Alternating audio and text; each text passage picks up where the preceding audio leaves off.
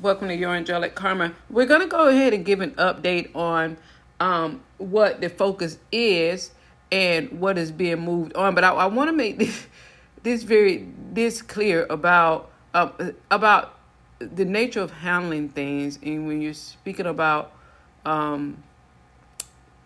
dealing with this, and this goes back to last week, and this is something that I'm glad the decision to move on it was made, because it is very whenever there's that the moments of stillness, it means that the other ingredients need to fall into place. And remember, I spoke about, and I know I need to stop saying I noticed that I've done that a lot this morning in every video. I spoke about in one of the readings, or when I was communicating like this, about something else that Saturn wanted to add and wanted to see become a part of this that is being constructed. Okay, now a lot of that is there, and it was not surprising. What is surprising is, remember we spoke about the closed loop system and the definitive line to be cut. Let's go ahead and draw this definitive line, and we're speaking about quantity. Well, and I was throwing out the numbers of 2, 3, and then it went into 3, and then okay, so in this short span of time, it now is 4. And I spoke about, well, I initially thought it was going to be 6 like that, but how could I do this, that, and the other? And that's when you have to, when you move things away from you, and that it kind of allows the unfolding to happen, and you will be maneuvering something in a very different way than what one thought. And I stated about Saturn in blessings that are not. And when you're angelic, when with Saturn and blessings, and when Saturn with the blessing part, I'll take a deep breath, because I know that blessing and Saturn means more work. So it just means something to take management over, control over, more work, something else to do. But the other parts of it, I want this to be here, I want this there, I want to see how this fits in because it goes with this. That was highly interesting, and it kind of caused my mind to go towards something that can develop out of it, even though that wasn't that was not clearly presented, but that's what the mind went to regarding the presentation and the parts that were presented, that this can come from out of this very twofold nature. So the clarity on what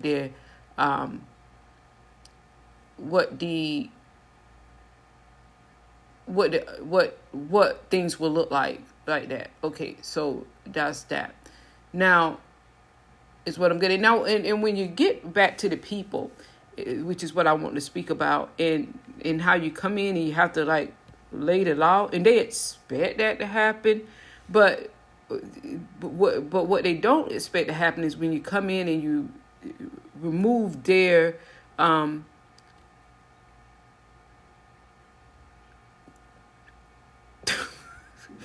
where you remove their noise of thinking that they're distinguishing entities, or that you care about how their distinguishment is defined, when they're just looked at as a whole product of a uniform mass of something that needs to be swept out of the way. And I talked about that in the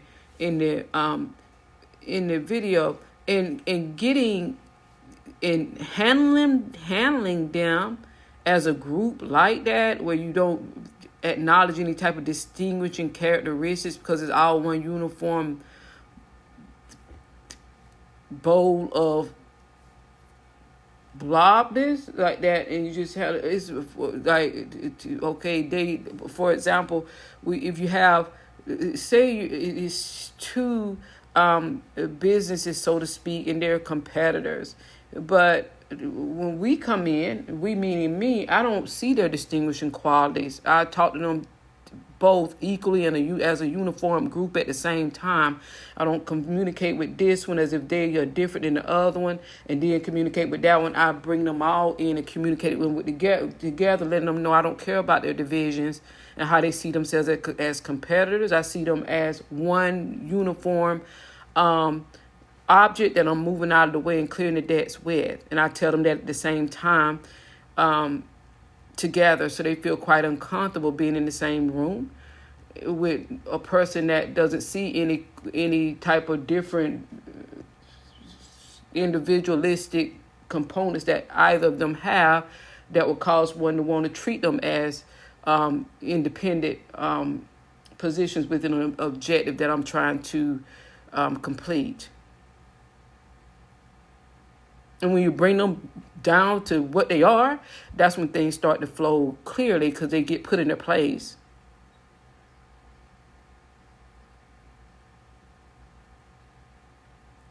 And then they can go back to being themselves with their differentiating qualities that they only see. And I guess the mass public would see too, but I don't and don't acknowledge it. So I get meetings done quite quickly. Like that, and get my point across quite quickly, letting them know it's not about them and their individualistic talents or what they think they bring to the table. It's about me and me being heard and them doing things correctly. And as I've stated it, like that. And then they can go back to being competitors or whatever they were doing when I'm done with them. Now, that's how it is when you're dealing with the public.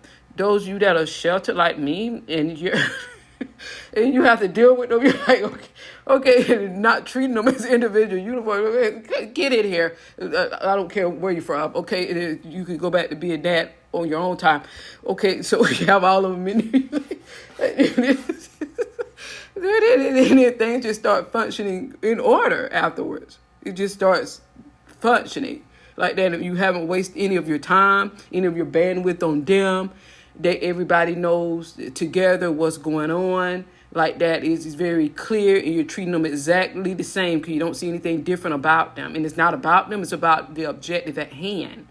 And then they can go back to being themselves with the general public of we're this and we offer that and we're this and we're this. No, I don't approach them. I don't deal with them like that. I call them all in at one time together. And then things start functioning very smoothly.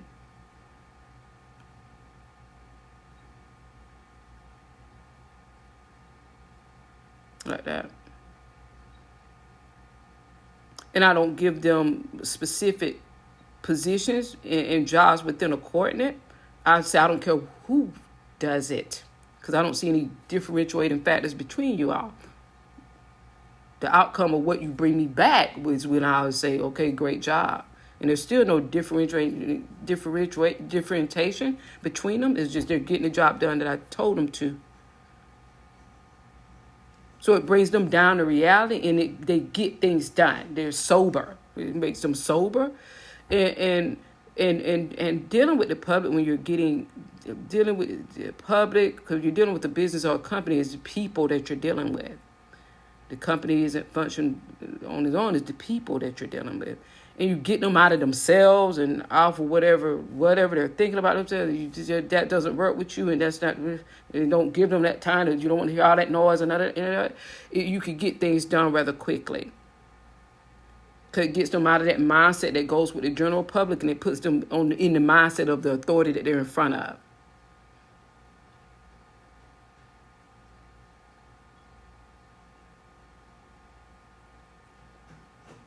And their kudos come after they deliver, not what they brand and market themselves as it relates to them dealing with the general public that is just like them. So no, so I don't do that.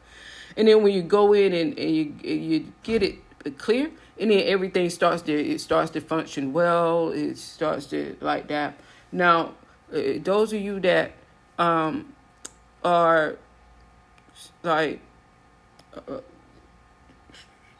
like shelter, and you deal with it when you deal with them regarding something with work and things like that, that is a very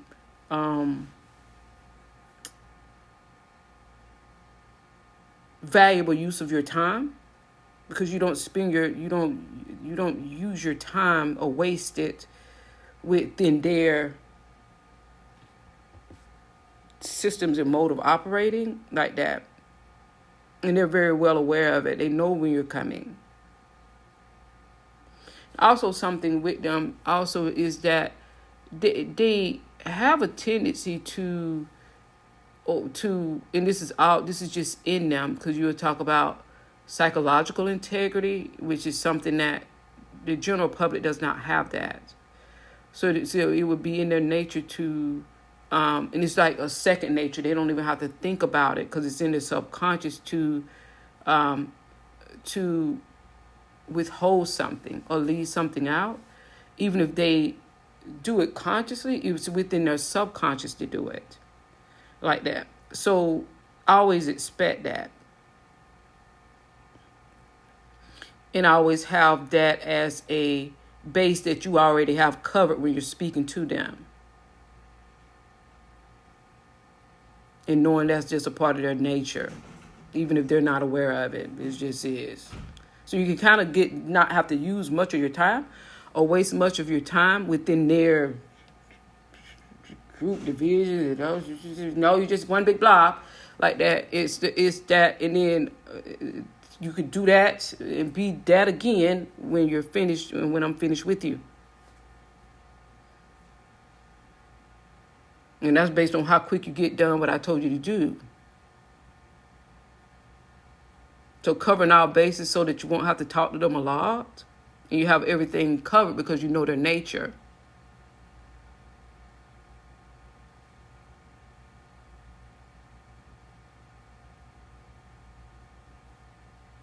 So the change is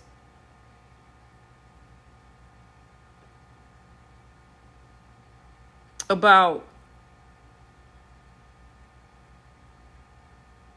when they get through that part, which they expect, because it's different, because they're accustomed to dealing with the public like that, so they know when they're dealing with. So it's going to be different when they get through that part. They're happy of what is being cleared out and not having two legs to stand on because of who they're in front of and dealing with.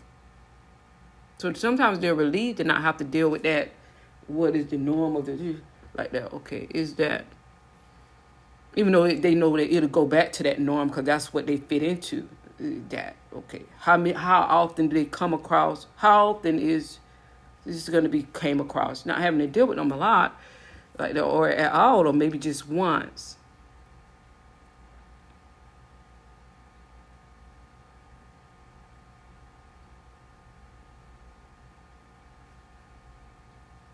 Is that so? What they will be in now is maybe quietly celebrating,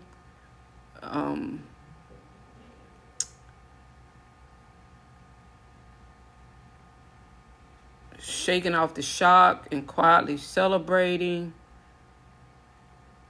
and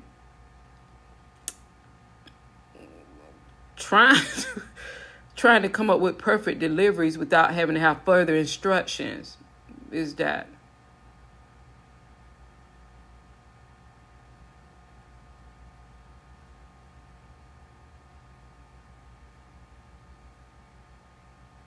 because with people, and when I would do the podcast on how the United States measures alongside other first world nations, and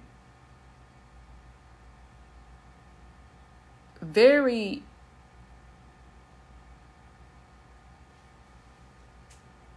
direct about it, because nobody tells me what to do, so I don't have to move to anybody else's drum. Then when you deal with people, sometimes it's like, well, if I have to tell you everything, do I need to sign? It's like,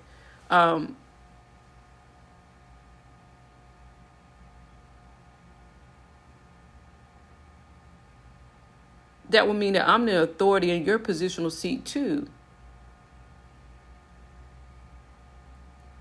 And you're just along for a ride you can't control. That's what it's like, presents itself as.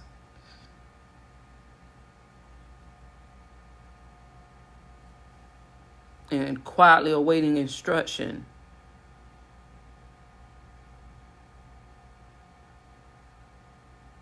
But having to get first contend with the dense mass of me having to clear the room first, or whatever their preconceived notions as it relates to them dealing with one another and them dealing with the general public, and me not having any of that like that. So it's the first order of business is clearing that out like that rather quickly, without even allowing them to speak like that. It's no take anything from them, because you know what they will be saying like that.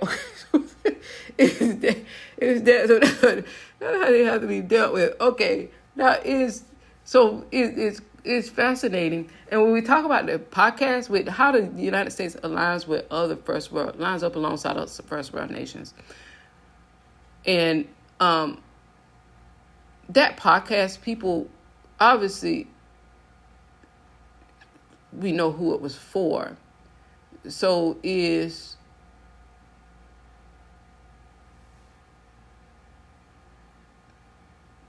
because whatever I do is for a very small demographic. Well, it's not for anybody, but anybody that would be around. It'd be a very small demographic, because it wouldn't be anything that is like societal supportive of them. Now, and I don't know why they would expect that. So is, or think that it would be. So it would be it would be what it's supposed to be. It would be exactly what it's supposed to be.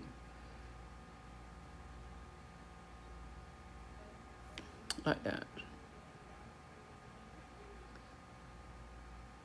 Unless I choose to go into their societal, what is the norm for them, but if I go into that, and it would be for a different reason. That would be that would unfold itself as a different beneficial reason, and come across and touch on every aspect of what I'm connected to and what I do like that. Okay.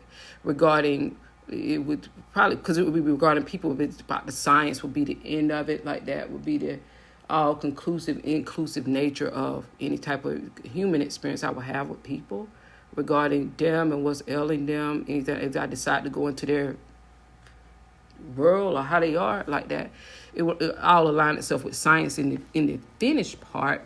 If I decide to talk about it publicly like that, it's just going to align itself with that.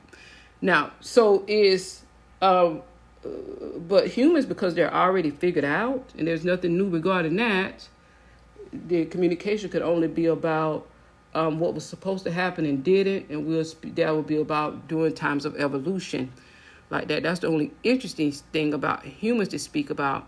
Even though I've been asked to speak about humans regarding science, but that's not a topic that's very interesting to me, because the basis are they're just sharing a consciousness with minor variations, even though they think that they're very different, but then they also feel that innate connected consciousness. Okay, so that's tells them there. So it's not anything very interesting unless you're talking about getting into what should have happened during certain points in space with evolution. But we'll speak about neurology. It'll be neurology, and I spoke about the neuroscientific physiological changes that humans went through or skipped during a certain stage of development. I spoke about that in depth in the past, like that, when I speak about things like that.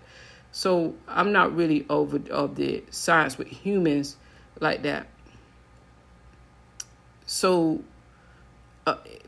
because it's just one big thing, even though they think they're different. So it's not like it's not psychology where you're sitting with one person and it's, oh, I'm hurt or this.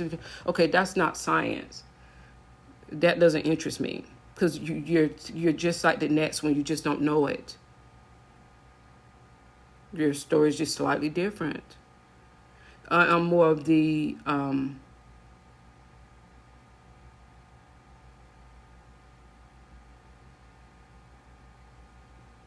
with people. I would go probably into the into human evolution, and that would be basically but into the science of the evolution. And they're obviously connecting it with the forensic makeup of the cosmos is my area. People and their problems and issues and reporting on that's nothing new in that psychology. And they're all just the same, there's nothing different. One person's problem is slightly different than the other. If you heard 10 of them, you heard the whole 8.7 billion. They only think that they're individual and that their problems and they're unique. Like that. So when I've asked to give scientific opinion regarding that has always been my answer. Like that. Even though humans might think that they're unique from one another, no, they're not. Your story is just like the other person's story. You're a connected conscious. You're just one conscious. Yours just have different variations of it, of the same experience. And those that have not had that specific experience, you're still a collective consciousness and you had other similar experiences. Because you can't have anything individualistic. That's the only thing with science with humans. So that's why when I'm hearing those things, like, it just goes in one area, I'm not even connected, because it's just, I already know the story like that. Even though they think that this is new, no, it's just other people too.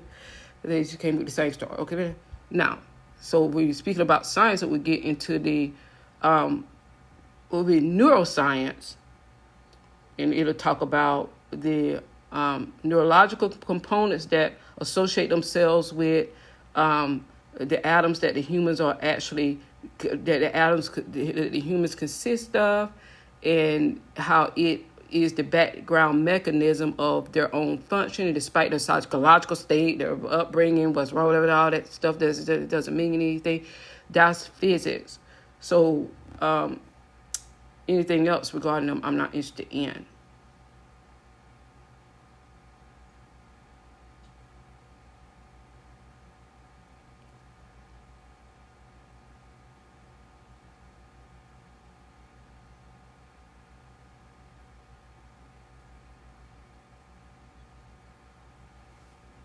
Because as a physicist, it would go past and beneath the surface of what they're talking about, like that. They're like, okay, all of them, like that. The specimens, it doesn't have to talk to 8.7 billion of each individual. You have just the same thing as a consciousness.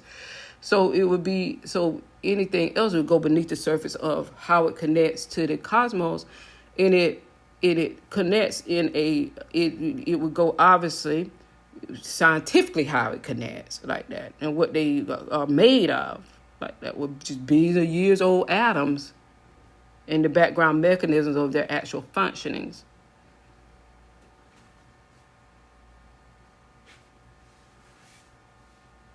That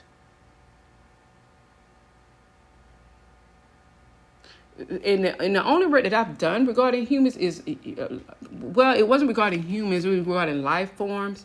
It was life forms and habitats, but it was life forms, we're speaking about subatomic particles in space, that type of life form, which humans are connected to those two, to a, what in the hell are we talking about? What am I talking about? Okay. No. Okay. Nothing. Okay. Let's erase all of this. Okay. Because this is with me, because I because of the, like, hell, when you're a whole and complete person, it's like everything is like connected there. You just go to one thing and then go into the next thing. And how do we even get on that topic? Okay, so is back up from there. But that's where things would go. So it is those types of things. Mine, and even in the past when I stated that, well,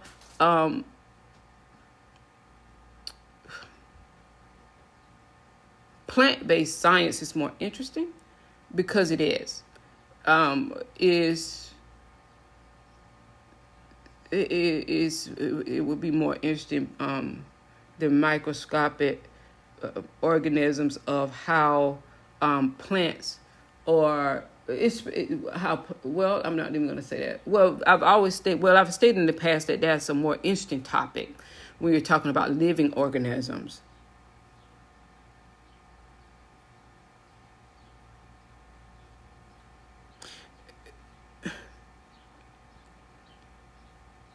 Because plants don't share a consciousness.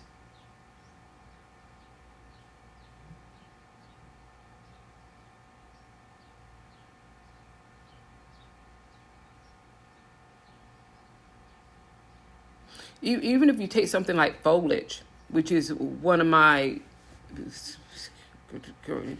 greater areas, but in how foliage can be grown in space, foliage does not share a consciousness where it could be connected to anything outside of a certain sphere. So when you know something can't be connected to anything outside a certain sphere, that means that it has an individually derived nature, like that.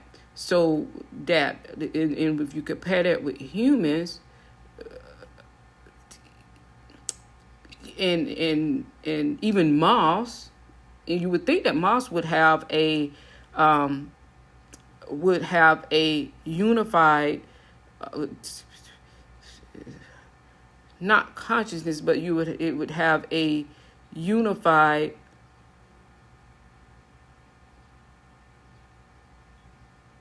sporic connection, because it appears to grow as one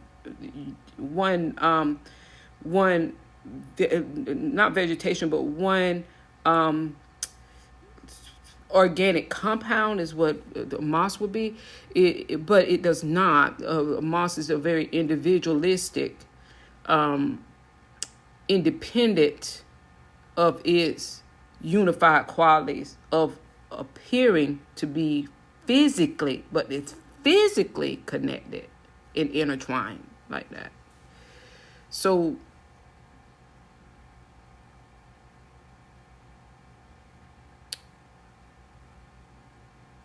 that would be the comparative nature of speaking about other things regarding living organisms or the universe itself, and how it relates to people in organic systems of growth, and in it being a cohesive, uniform expression, or it being a independent expression that can have a independent existence, like that. Now, humans, because they're a collective consciousness, they don't have that. A collective consciousness, as I stated this morning. I don't know how we're getting back on the science, but I could talk about science all day. But a collective consciousness cannot exist independently. Components of a collective consciousness cannot exist independently. It has no independent functioning. It exists as a unified mass, or a uniform mass.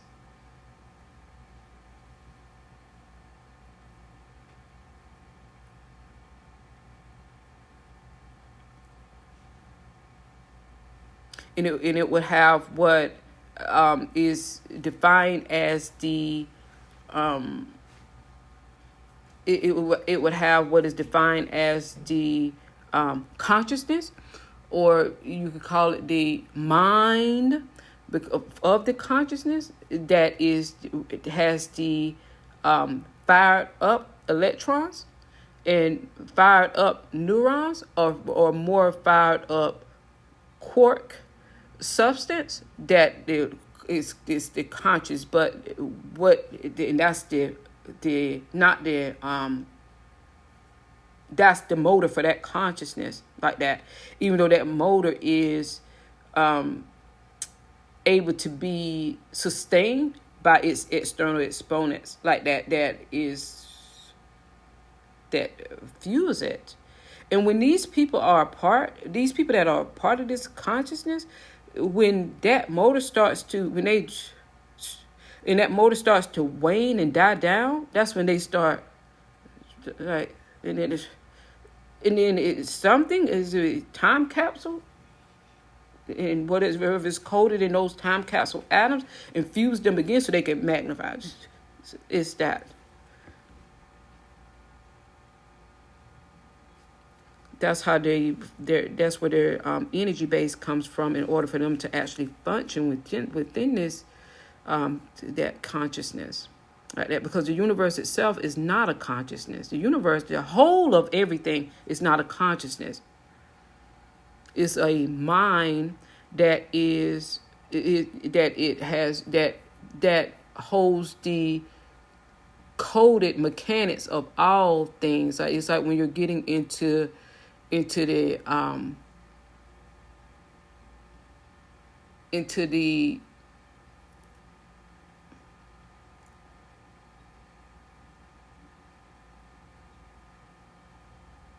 that's when you're getting into the heavy mathematics of what it is, and that's not a consciousness right now. And also with consciousness, it because the cosmos were not created for people, so it would be that small area of space that holds this type of consciousness that happened through that type of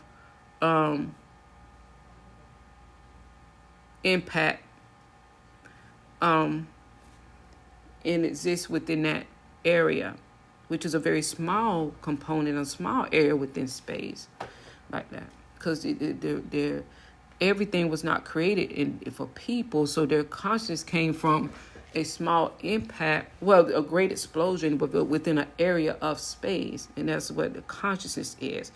The whole of everything is not a consciousness, like that. It's a mathematical configuration of order.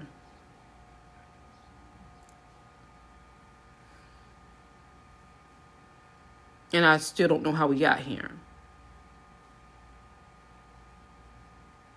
But there we are. Okay, everyone. Bye.